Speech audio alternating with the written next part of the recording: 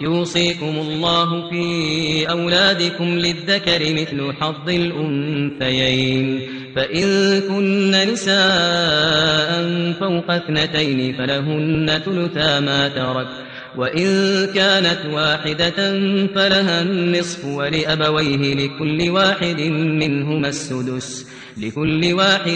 منهما السدس مما ترك إن كان له ولد فإن لم يكن له ولد وورثه أبواه فلأمه الثلث فإن كان له إخوة فلأمه السدس.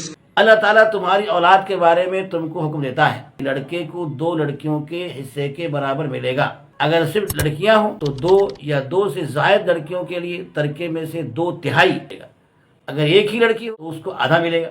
اور میت کے والدین میں سے ہر ایک کو ترکے کا 6واں حصہ ملے گا اگر میت کی اولاد زندہ ہو. اگر اس کی کوئی اولاد زندہ نہ ہو تو اس کے والدین ہی اس کے وارث ہوں گے کہ ماں کو 1/3 حصہ ملے گا.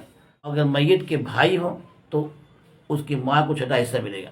آیت نمبر 12 میں درج ہے وَلَهُنَّ رُبْعُ مِمَّا تَرَكْتُمْ إِن لَّمْ يَكُن لَّكُمْ وَلَدٌ وَإِن كَانَ لَكُمْ وَلَدٌ فَلَهُنَّ الثُّمُنُ. بیوی کو تمہارے ترکے میں سے 4تھا حصہ ملے گا اگر تمہاری اولاد زندہ نہ ہو.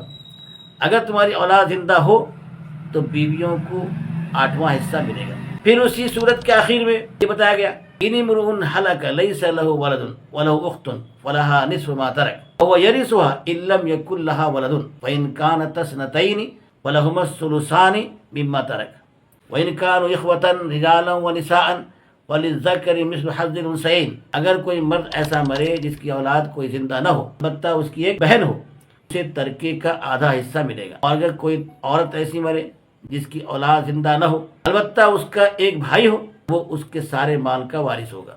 اگر 2 یا 2 سے زائد بہنیں ہوں تو ان کو 2/3 ملے گا. اور اگر کئی بھائی اور کئی بہن ہوں تو ہر ایک بھائی کو 2 بہنوں کے برابر حصہ ملے گا.